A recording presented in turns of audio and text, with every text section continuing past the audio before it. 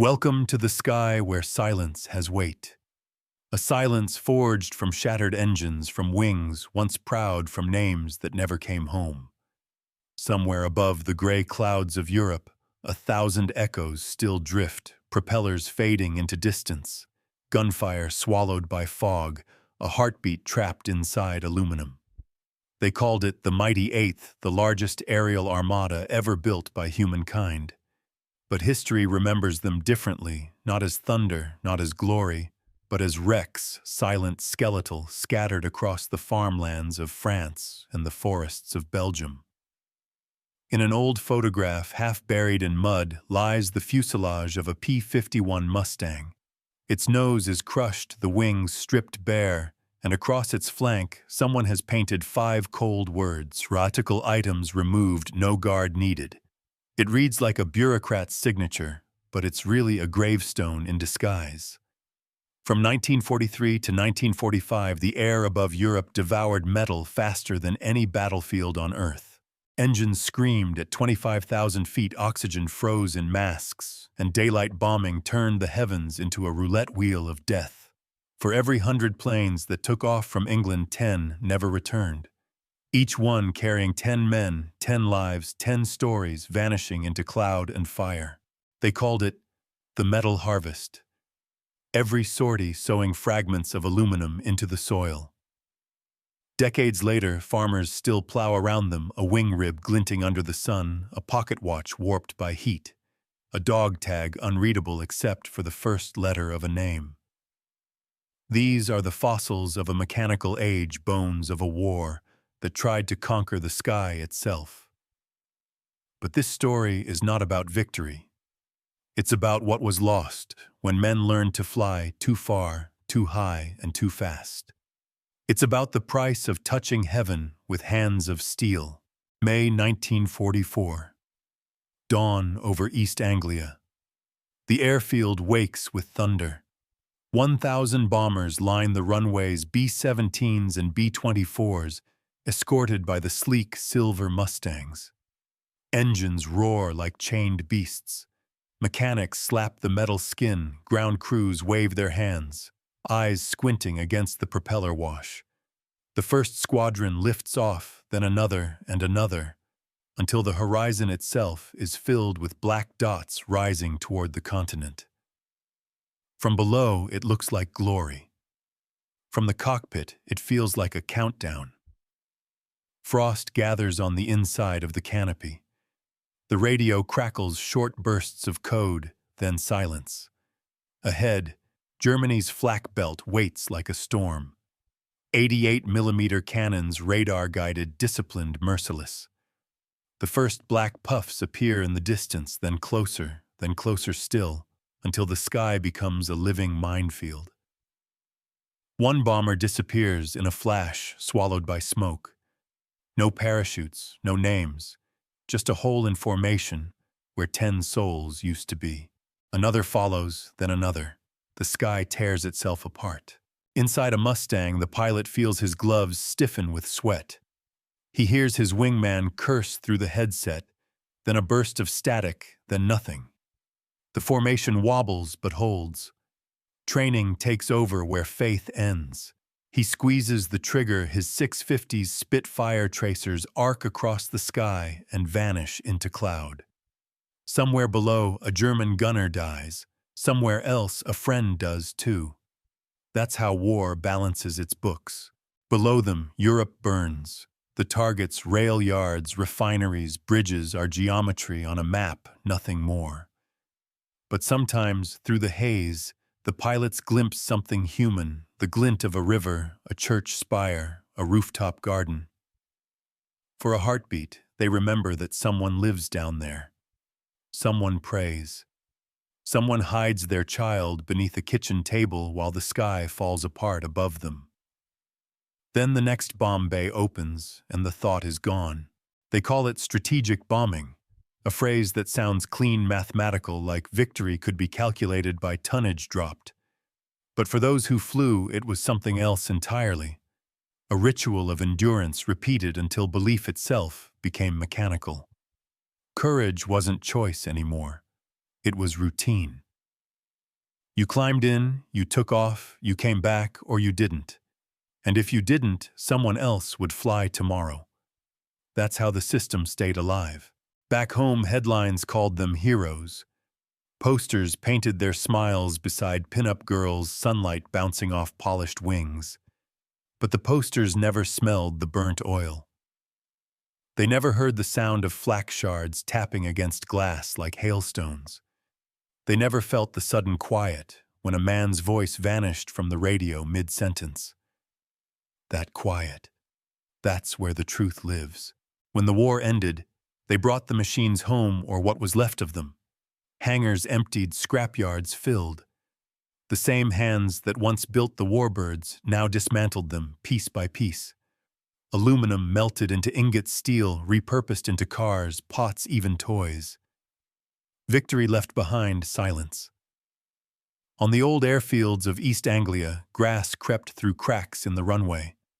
Children played where bombers once stood in perfect rows. Farmers planted wheat over forgotten graves. And sometimes, when the wind is right, you can still hear the hum of engines that no longer exist. Welcome to the story of how the skies over Europe turned 26,000 American warbirds into silent wrecks. Before we begin, take a breath, leave a comment where you're watching from, and the exact moment you're listening. Because somewhere right now, someone else is hearing this too, and remembering the men who never came home.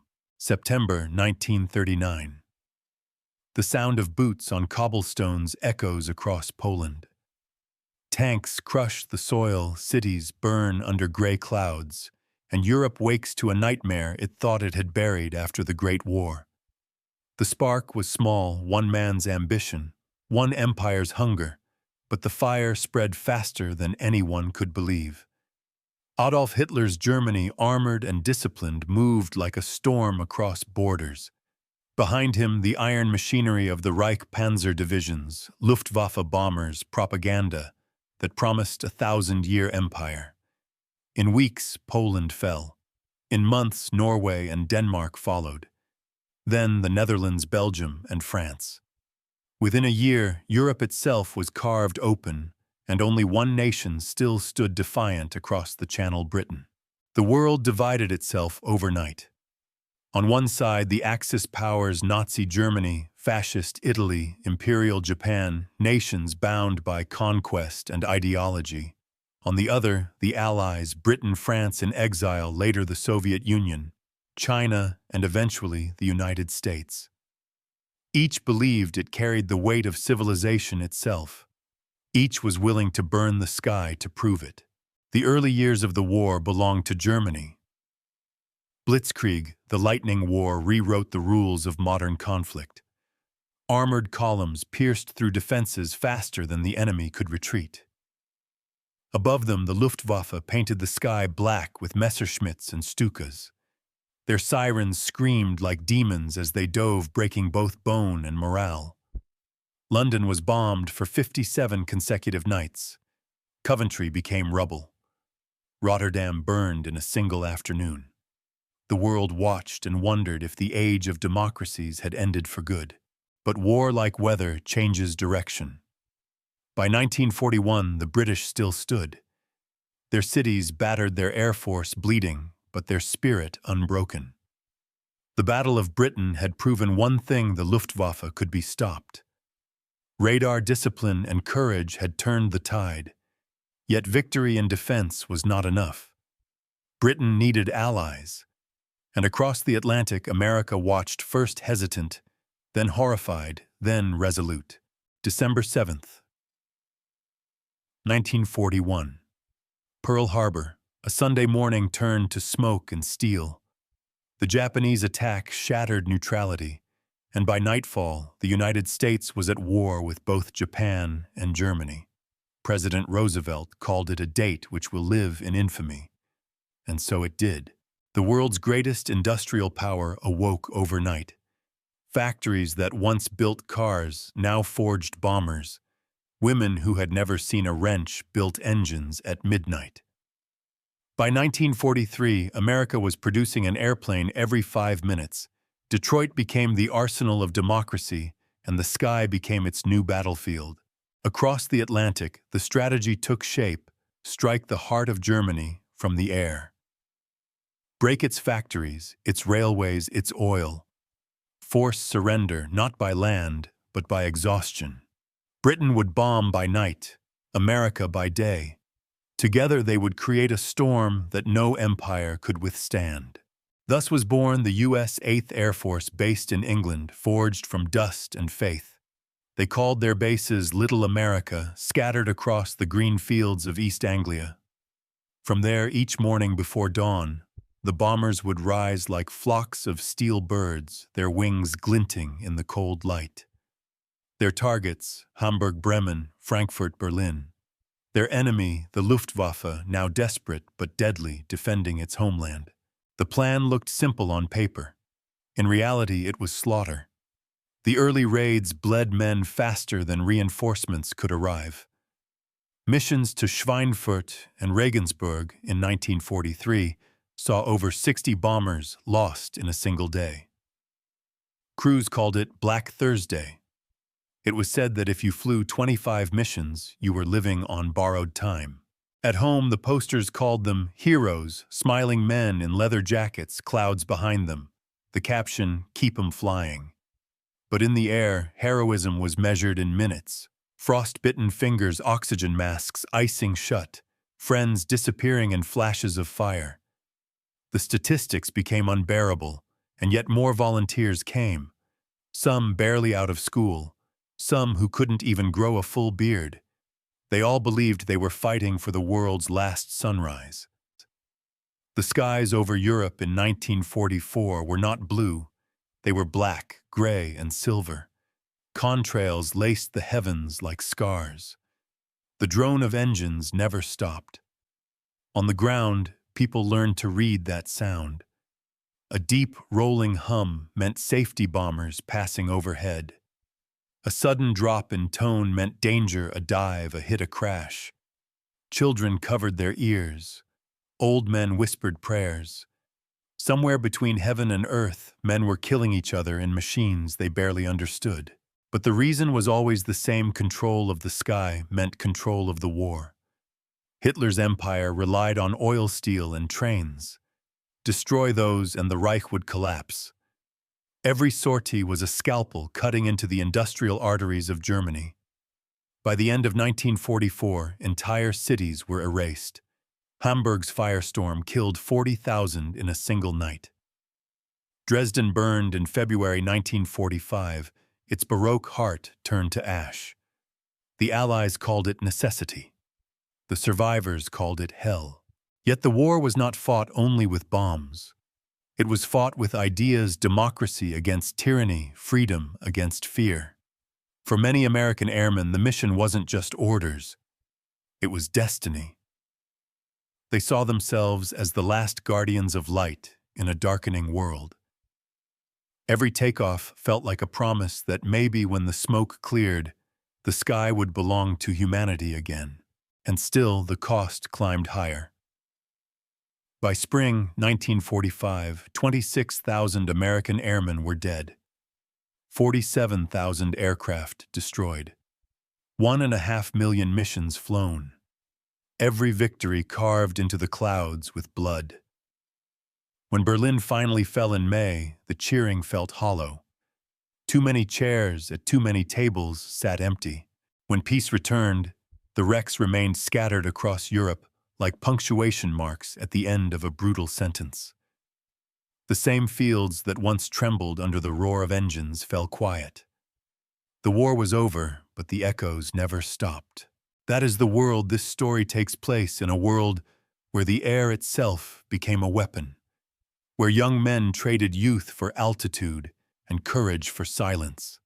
And somewhere beneath the fog and the frost, the bones of their machines still sleep, relics of an age when mankind tried to conquer the sky and learned that even the heavens can die. 1943. England still slept beneath a low curtain of fog when the first engines began to stir. Somewhere in East Anglia, a mechanic wiped frost off a wing, his breath ghosting in the light of a single lantern. Another man, 19, maybe 20, climbed the ladder into a bomber that smelled of cold metal and oil. His gloves trembled slightly. It wasn't fear, not yet. Just the weight of knowing what waited above the clouds. The order came through the static. All crews start up. Engines coughed to life one by one, and suddenly the airfield was alive, roaring, trembling, vibrating with the breath of 1,000 tons of steel. The pilots taxied out in perfect rows, each machine glowing pale silver under the weak dawn light. From the ground, it looked like an endless flock of birds taking flight. From inside, it felt like stepping off the edge of the world. They climbed through the overcast, past the gray ceiling, where sunlight fractured through layers of cloud. At 20,000 feet, England disappeared, replaced by a horizon of ice and smoke. Ahead lay Germany. Ahead lay hell. The intercom crackled. Flak ahead. Brace. Then came the thunder. Black bursts bloomed in the sky like poisonous flowers. You could hear the fragments tearing through aluminum, a dry metallic rain that never stopped. The pilot gritted his teeth, fingers locked around the control column. Oxygen hissed through his mask. He could taste blood. Somewhere behind him, a gunner screamed through the radio, tails hit. "I've lost hydraulics," another voice answered. Calm, rehearsed. "Copy that. Stay with it."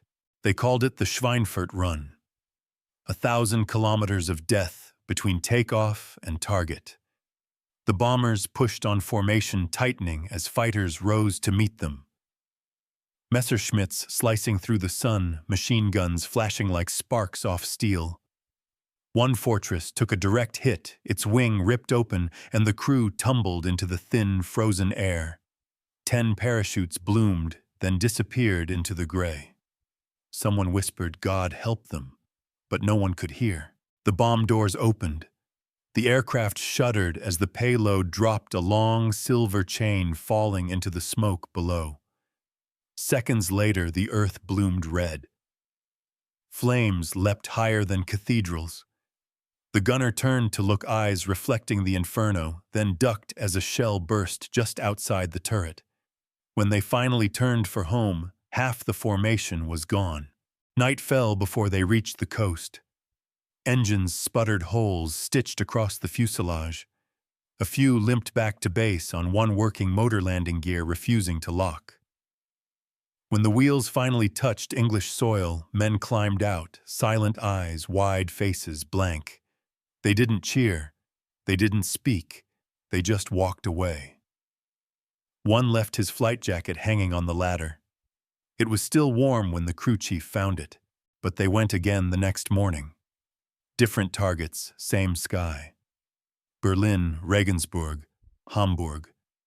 Each name etched into the logbooks like a wound. By 1944, the Luftwaffe was throwing everything it had left into the air. Smoke trailed across the horizon.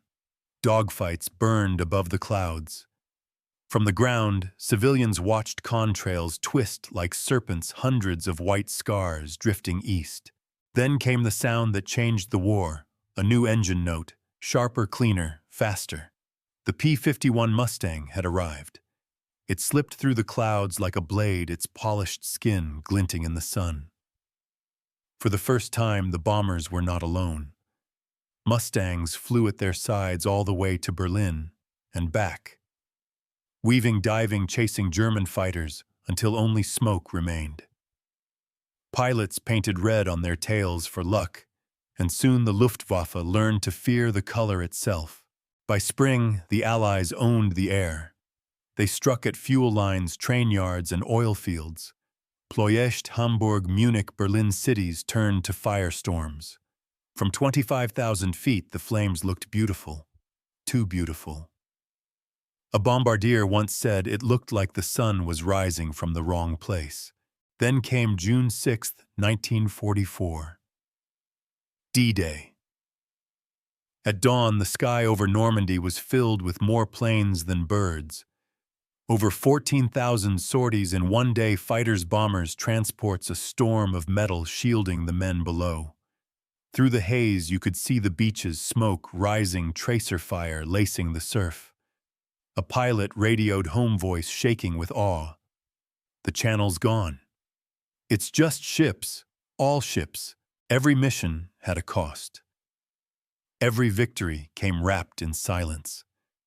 The 8th Air Force flew 1.3 million sorties over Europe. They lost 26,000 men, 47,000 aircraft. The average crew survived 11 missions, 11 chances. After that, statistics took over. And yet, they kept flying. Because duty wasn't a choice, it was a heartbeat. They flew through fire because someone had to. They returned to hangars where the smell of fuel mixed with grief. They listened to names read off like prayers. Then they went again. By early 1945, the sky above Germany belonged to them. The Luftwaffe was a ghost, its aces dead, its fuel gone, its runways cratered. The bombers flew unopposed, dropping not just explosives, but the final punctuation of a long and brutal sentence.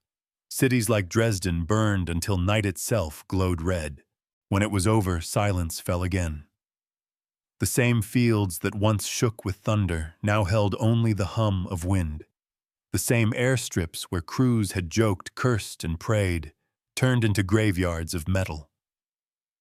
Mechanics peeled the names off fuselages, cutting them into scrap. The fortresses that had carried hope across the Channel were broken down, melted, forgotten. But the echoes remain. Walk across an abandoned runway in East Anglia, and you can still feel the vibration in the soil, the pulse of engines that once shook the earth. Somewhere in that silence, if you listen long enough, you'll hear them again. The ghosts of young men who flew through hell and came home to a world that could never quite understand what it took to keep the sky alive. It began before sunrise, when the world was still gray and half asleep. The air over East Anglia was cold enough to bite the skin, and the fog lay thick across the runways like a living thing. Somewhere inside it, 1,000 engines began to stir. Mechanics moved through the mist like ghosts, their hands black with oil, their breath clouding the air as they checked the propellers and tightened the last bolts. The smell of gasoline and damp earth mixed into a single scent that everyone on the base would remember for the rest of their lives. In the distance, the low rumble of B-17s and B-24s rolled across the fields, a sound deeper than thunder, heavier than fear. In the mess hall, men sat in silence, their tin cups clinking faintly against the wooden tables. Some stared at maps pinned to the wall, others at the small photographs tucked into their flight jackets. The mission board stood at the front of the room, covered in red yarn lines stretching across the map of Europe, another long reach into German airspace. When the curtain was pulled back, no one cheered. They just nodded the way men nod when there's no turning back. The target was Frankfurt, flak density extreme, enemy fighters heavy, estimated loss acceptable. They climbed aboard before dawn. Frost covered the wings in a thin white crust that cracked beneath their boots. Inside, the bomber felt cramped and alive, every inch of metal humming under their touch. The pilot's gloves were stiff with cold, the navigator's pencil shook as he plotted their course, and the tail gunner stuffed an extra pair of socks into his boots because his feet would go numb before they even crossed the channel. The intercom crackled with voices, calm, practiced human, but beneath the words was the sound of breath, always the breath. Then the engines rose to full power, and the ground disappeared. Below them, the lights of the base blinked like small stars sinking into the fog. Above the horizon glowed faint pink. The formation assembled over the coast, dozens, then hundreds of bombers locking into place like pieces of an enormous moving city. The sun broke through the clouds, glinting off the silver wings, until the entire sky seemed made of light. For a few minutes it was beautiful, almost peaceful. Then the flak began. Black bursts dotted the air ahead, small at first, then closer, sharper, louder. Each explosion was followed by the metallic thud of shrapnel striking the fuselage. The plane jolted violently. Men bit their tongues, tasted blood, kept working. The radio filled with static and screams. A voice yelled, "Tail's gone on 217. They're bailing out." Another shouted, hold formation, but already one of the bombers was spinning, burning, falling through the clouds.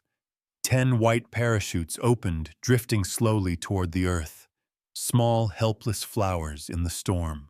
They pressed on. Below them the Rhine wound like a silver snake through fields of smoke. Fighters appeared from nowhere.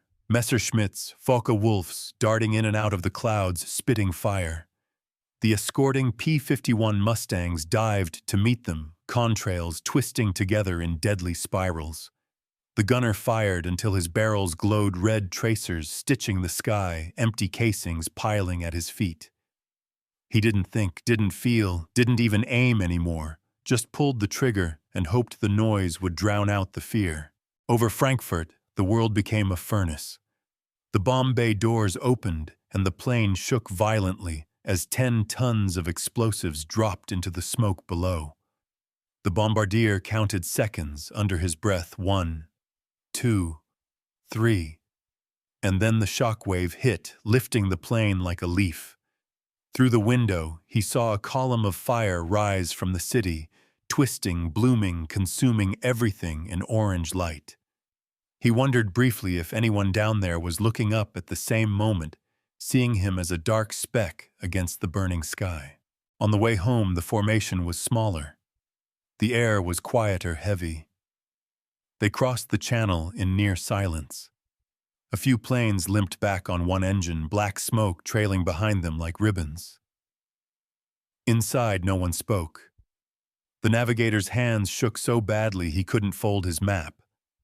The co-pilot counted bullet holes on the wing and stopped at 30 because he didn't want to know the rest. When they touched down, the landing gear screamed against the runway. The plane rolled to a stop, hissing steam from its wounds. Ground crews rushed forward, cheering softly, but the men inside didn't move. The pilot sat still, hands frozen on the controls. The tail gunner crawled out last, eyes wide, unable to hear anything but the echo of his own heartbeat. They had done it. They had survived. But survival felt strangely empty. In the distance, stretchers carried away the wounded. A jeep drove past, towing the twisted remains of another aircraft. The sun was setting, painting the sky red, the same color as the fires they had left behind in Germany. That night, the base fell silent.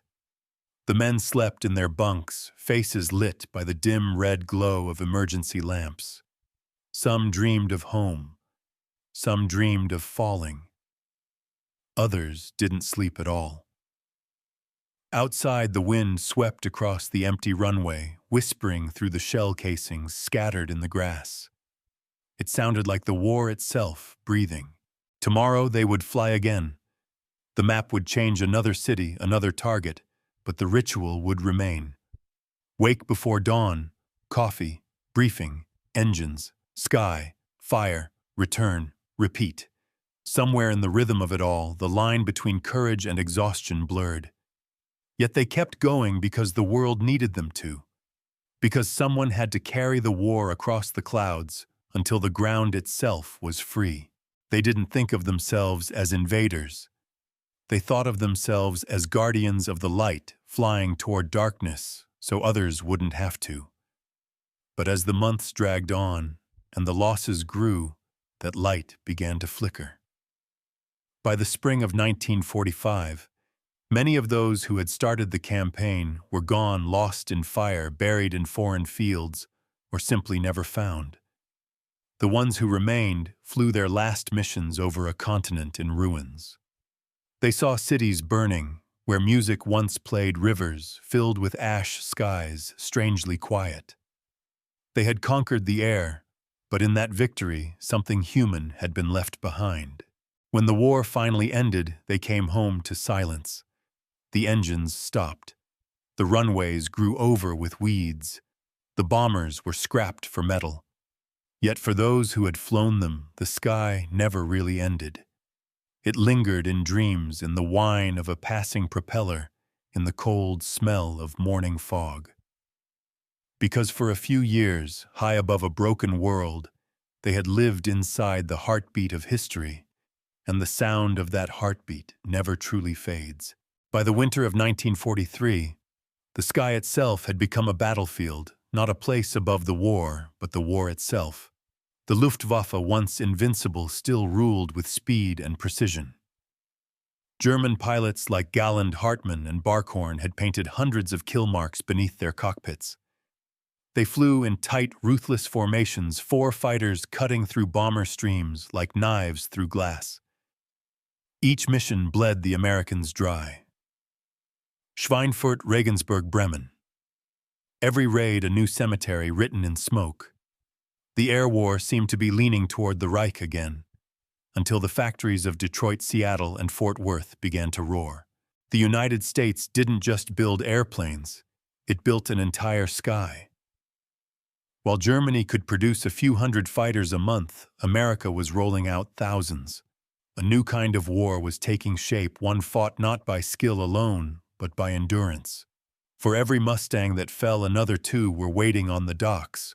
For every bomber lost, 10 more engines were already being tested. The math was merciless, and Germany was running out of numbers. In February 1944, Washington and London launched Operation Point Blank, a single unified plan to destroy the Luftwaffe before the invasion of Europe. The goal was simple, brutal, and brilliant: kill the German Air Force in the air and destroy its factories on the ground. The skies above Leipzig, Augsburg, and Regensburg became slaughterhouses. Between February 20th and 25th a week, the pilots called Big Week, the 8th and 15th Air Forces, flew more than 800 missions. Factories vanished under waves of bombs. The Messerschmitt plant at Regensburg burned for days. German assembly lines stopped mid-cycle, engines still half-built. The Luftwaffe lost nearly 600 planes and hundreds of its best pilots. It was the beginning of the end. But Germany didn't surrender easily. From the forests of Bavaria to the airfields of Holland, new machines began to rise, desperate creations of genius and madness. The I-262, the world's first jet fighter, could outrun anything in the sky. The V-1 flying bomb and V-2 rocket promised vengeance from beyond the clouds. For a few months, these weapons struck terror into the hearts of Londoners, screaming across the night sky like metal comets. Yet for all their speed and power, they came too late, and in too few numbers to turn the tide. The Americans adapted faster. Escort Mustangs hunted the Mi-262s during takeoff and landing when their engines were weakest. B-17s and B-24s bombed airfields before the jets could even get airborne. Intelligence units mapped radar networks and jammed communication signals. Engineers redesigned bombs for deeper penetration, new fuses for delayed detonations, and incendiaries that could melt steel beams. The science of destruction became an art. By the spring of 1944, Germany's oil was running dry. The oil campaign, a subplan of Point Blank, targeted synthetic fuel plants at Leuna-Politz and Ploiești. Without fuel, the Luftwaffe's wings might as well have been cut off. Day after day, formations of B-24s roared over Romania, their bellies full of explosives. Anti-aircraft guns filled the sky with black bursts so dense it looked like rain. Dozens of planes fell in flames, but the survivors pressed on. One navigator later wrote, "The smoke was so thick we could smell oil burning from 20,000 feet. By summer, German fuel production had dropped by 60%. The Luftwaffe was gasping for air. Still, the fighting grew fiercer. As D-Day approached, both sides threw everything they had into the sky. Over France, the dogfights raged from dawn until the sun bled red into the Channel. P-51s and P-47s tangled with the last defenders of the Reich engines, screaming tracers carving through cloud banks. German pilots fought with the desperation of men defending their homes. They had courage, endless courage, but courage doesn't refuel tanks. Their aircraft sat grounded, waiting for fuel that would never come. When the Allies finally crossed the beaches of Normandy, the Luftwaffe barely appeared. Only a handful of German planes reached the invasion front, too few to matter. For the first time since 1939, the skies above Europe belonged to someone else. American and British aircraft flew unchallenged, painting the heavens, with contrails that stretched from sea to sea. The war on the ground was still brutal, but above it, the battle had already been decided. The contrast was staggering. 2 years earlier, the Americans had entered the war as students learning under fire. By 1945, they were the undisputed masters of aerial warfare. Their strategy as precise as clockwork. The 8th Air Force alone had dropped over 700,000 tons of bombs, destroyed 76,000 enemy aircraft, and crippled every major industrial target in the Reich. The cost was horrific. 26,000 dead, 1,000 aircraft lost, but the sky once ruled by Germany now flew the flag of a new empire, the empire of air supremacy. And yet, even victory carried its ghosts. German cities lay in ruins. Dresden, Hamburg, Cologne all burned beyond recognition. Civilians dug through the rubble for water and bread. The smell of ash lingered for months. From the air, the pilots saw what they had done, miles of destruction glowing red beneath the clouds, and the silence on the radio said everything. One crewman later recalled, "We had won, but I couldn't find the line between justice and vengeance anymore." On the other side, the German pilots knew it was over long before Berlin fell. Their once proud squadrons had turned into fragments, new recruits with no training, old veterans flying until the last drop of fuel. Adolf Galland himself wrote, "The war in the air was lost not by courage but by arithmetic." By the spring of 1945, the sky was empty. The Luftwaffe, the force that had once darkened the heavens of Europe, was silent. The Americans and British flew missions without opposition, bombing roads, trains, anything that still moved. The contrast could not have been sharper, one side rich in fuel men and machines, the other surviving only on hope. When the final surrender came, it didn't sound like a trumpet. It sounded like engines shutting down for the last time.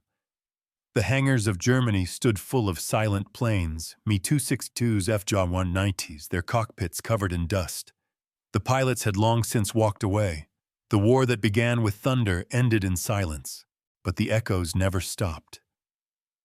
The lessons of that air war about power production and the thin line between victory and destruction would shape the rest of the century. In the end, it wasn't just about who ruled the skies. It was about what it cost to own them. By the spring of 1945, the sky above Europe had become a tomb. The once proud cities of Germany lay in ruins, roofless shells of stone and shadow. Berlin's spires were broken. Hamburg's docks were ash. Dresden, the Florence on the Elbe, was reduced to a furnace of flame and wind. In 4 raids between 13 and 15th of February 1945, more than 1,200 Allied heavy bombers, RAF and U.S. 8th Air Force rained incendiaries and high explosives on Dresden, creating a firestorm so intense that the city center was swallowed. Tens of thousands perished, the exact toll still debated, but a conservative estimate places civilian deaths near 25,000. The smoke rose 30,000 feet. The heat generated tornadoes of flame. Dresden, long spared, was now a symbol of the war's fury.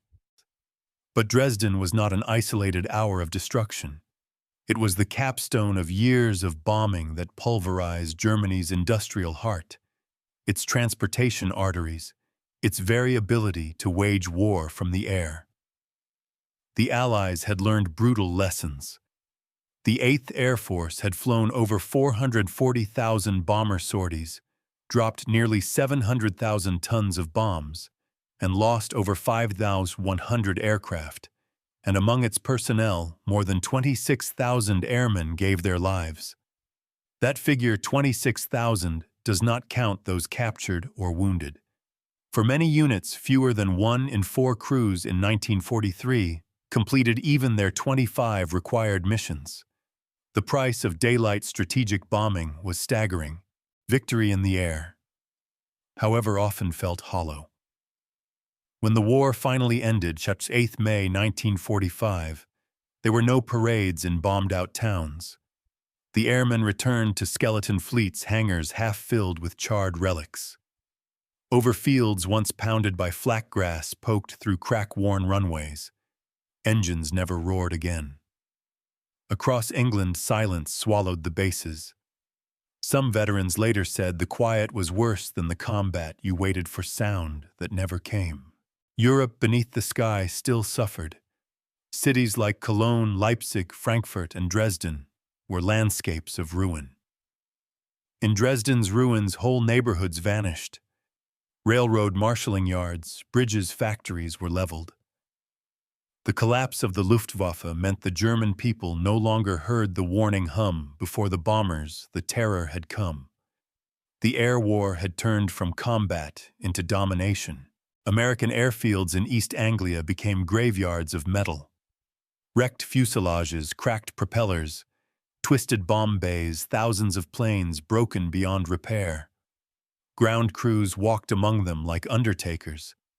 The names painted on noses, Memphis Belle, Enola Gay, Flying Fortress, faded in the soot. Some aircraft were melted down, others left to rust. Back home, the families saw ribbons, medals, empty seats at dinner tables. They saw portraits, letters that never came, prayers that remained unanswered. The returning veterans spoke less of battles than of absent voices slipping into silence. Some could not sleep without engine noises in their ears. Some asked if the destruction was worth the cost. Some never asked at all. Germany, too, tried to breathe again. Survivors dug through rubble, seeking water-food bodies. In Dresden's quiet streets, survivors wandered among skeleton buildings, memories half buried in ash. Architects argued how to rebuild. Politicians debated guilt, justice, necessity. The war had created a wound deeper than bombing, a scar on conscience. The war's legacy above the clouds endured. Strategic bombing changed the meaning of warfare, not just capturing ground, but control of skies, supply lines, fuel industry, morale. From the twisted remains of European towns rose the new age of air power doctrine, jet aviation, radar, guided bombs, tools born of destruction, but turned toward reconstruction. Even today, farmers plowing fields in France and Belgium uncover fragments of bombers, wing ribs, bullets, dog tags. In museums, a P-51 restored to flight draws crowds, people who listen to propellers as a hymn.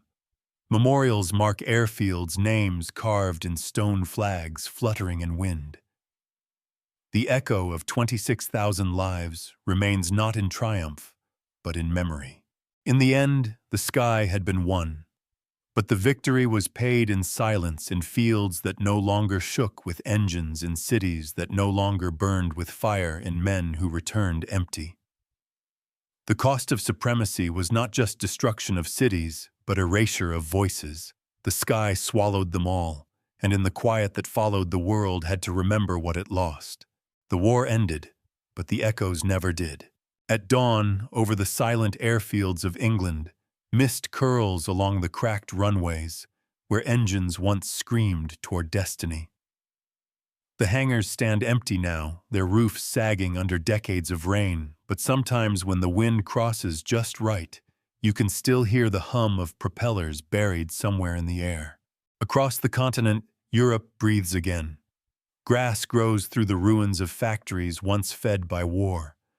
Children ride bicycles through cobblestone streets rebuilt from the rubble of cities their grandparents watched burn. Birds return to the rafters of Cologne Cathedral. The rivers that carried the reflection of fire now mirror only clouds. Life impossibly found its way back into the silence. And yet the sky remembers. It carries the scars invisible to human eyes, thousands of flight paths etched into its cold heart. Somewhere between the clouds and the earth lies the breath of 26,000 airmen who never came home. Their voices linger in static, their laughter trapped between bursts of flak. If you stand long enough in the wind, it sounds like a radio tuning between the stations of history. For the survivors, the sky never really let them go. Some became engineers, turning warplanes into airliners. Some taught their sons how to fly, hoping they would never have to fight. Others simply avoided the sound of thunder for the rest of their lives. They had won the greatest war ever fought in the air, yet no victory could drown the memory of falling. Time softened the ruins, but it never erased them. Beneath modern highways lie the bones of bomb craters. Under every field of yellow wheat in northern France there is metal, the remains of wings, engines, and dreams. Each spring the plows strike something hard, and the farmers pause, brushing away the soil until a dull glint appears. A fragment of a star, a serial number, a piece of a man's last flight. They bury it again, because how do you move on from a sky that never forgets? Historians will speak of numbers and strategies, of big week and point blank, of production and attrition. But the real story is simpler. It was a generation of young men who tried to climb above the storm and learned that even heaven has a price. And so, as dusk settles over Europe, the clouds turn gold one last time, the same color they did when the bombers returned home.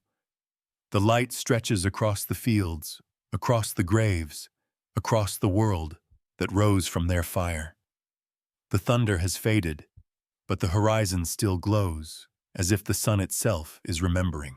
Somewhere, perhaps a single engine still echoes across that light. A ghost flight circling forever above a continent reborn. It carries no bombs now, only memory. The war is over. The skies are quiet. But the wind still carries their names. And if you listen closely, the next story is already waiting just beyond the clouds.